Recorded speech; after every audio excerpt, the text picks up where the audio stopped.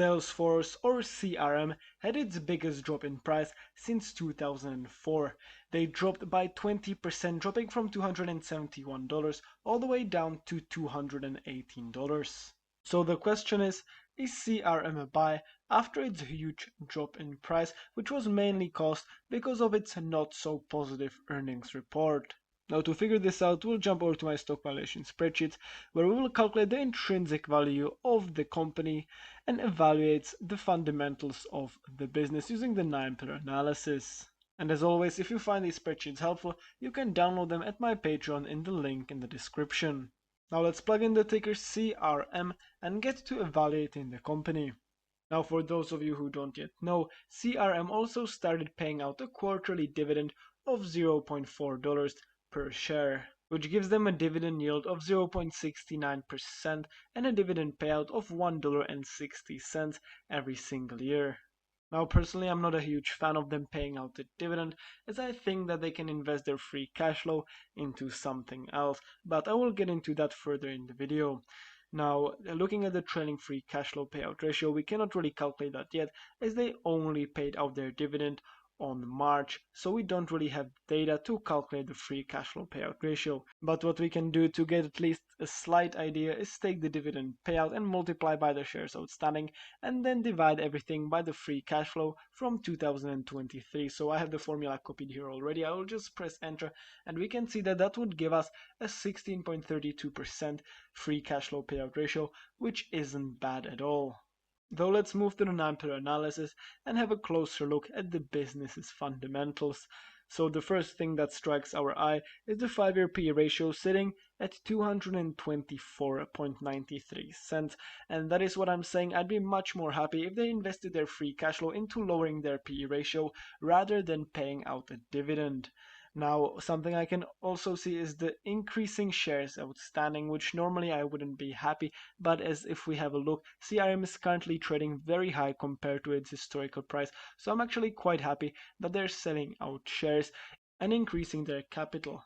And it also looks like that CRM has been growing their revenue, increasing their free cash flow, and increasing their net income as well. This percentage is a little weird, so let's scroll down to the financials, to the net income, and we can see that in 2019 they had about $126 million in revenue, which jumped to $4 billion, then jumped to $1.5 billion, and then jumped again to $208 million. So that messes up with our percentage growth rate. But if we have a look at the trend in red, we can see that the overall net income has been increasing fairly well, so that is great.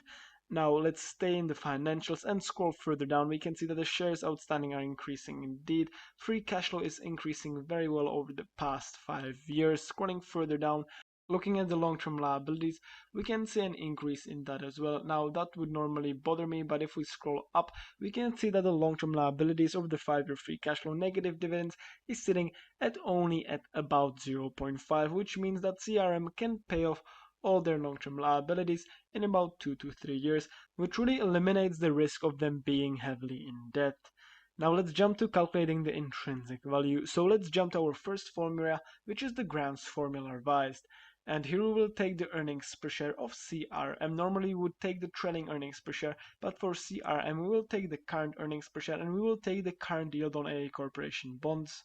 And the reason for that being that CRM has been quite volatile for the past few years, so I really want to evaluate its current situation in earnings specifically. So we'll take the earnings per share, the base PE sitting at 7, the 5-year growth estimate sitting at 36, the growth rate multiplier sitting at 1.5, average yield on A corporation bonds, and the current yield on A corporation bonds, and we will get an intrinsic value of almost $300, which is 23% higher than the current trading price. And plugging in a margin of safety of 10% would give us an acceptable buy price of $269.42, which is still much higher than the current trading price. But let's jump to our next model, which is the discounted cash flow model. And here we will evaluate CRM using the free cash flow and using its predicted free cash flow into the next 8 years, including the terminal value. So we will take the free cash flow over the past 5 years and calculate the average growth rate to be sitting very high at 27.5%. Now the analysts do project growth rate over the next 5 years to be about 10% every single year, and I will project a very similar growth rate of 10%. And after that, I will plug in a discount rate at 9%, as I think that CRM might be slightly more volatile, so therefore a bit more risky. And using that, I will predict the present value of the future free cash flow we calculated using our predicted growth rate. And then I will sum up all that present value of that future free cash flow, add cash and cash equivalents, subtract total debt, and get an equity value, which I will divide by the shares outstanding and get an intrinsic value of $240.22, which is about $10 higher than the current trading price and quite lower than the intrinsic value we got from our grams formula. And this really shows why we have to do multiple valuations, each looking into a different part of the business. But now let's jump to the multiples valuation and compare CRM to its peers such as SAP, INTU, and Adobe. So we will take these companies' current stock prices and divide by their earnings per share to get their PE ratios, which I will average out to get an average PE of 45.21. I will then multiply that with the earnings per share of CRM and get an intrinsic value of $251.35, about $20 higher than the current trading price. And now let's jump to our final valuation model, which is the dividend discount model. Now this will be a bit more tricky than with other companies, as CRM has only paid out their dividend once. And so as there is no way we can project CRM's dividend growth rate, I will plug in a growth rate of 4, and rather than using the dividend discount model, which is more based on the projected growth rate, we will use the alternative model, which is based on the stock price next year predicted by analysts. So we will use the projected growth rate to project the next year's dividend, sitting at $1.66 per share, and we will take the stock price next year predicted by analysts and the WACC of the company to arrive to an intrinsic value of $269.40, which is again higher than the current trading price. But now let's jump to our final ultimate valuation, where we will average out the four models. We'll switch the dividend discount valuation to the alternative dividend discount valuation, and we see that the intrinsic value comes out to $265.08, 14% higher than the current trading price. Now let's plug in a margin of safety of 15%, and if I do that, we'll get an acceptable buy price at $225.32, which isn't that much lower than the current trading price.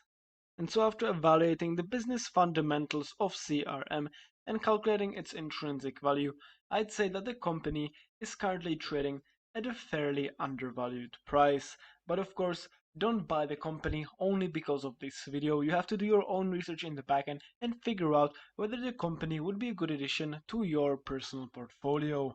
And with that, if you enjoyed the video, make sure to leave a like and subscribe, and let me know down in the comments which company you'd like me to evaluate next.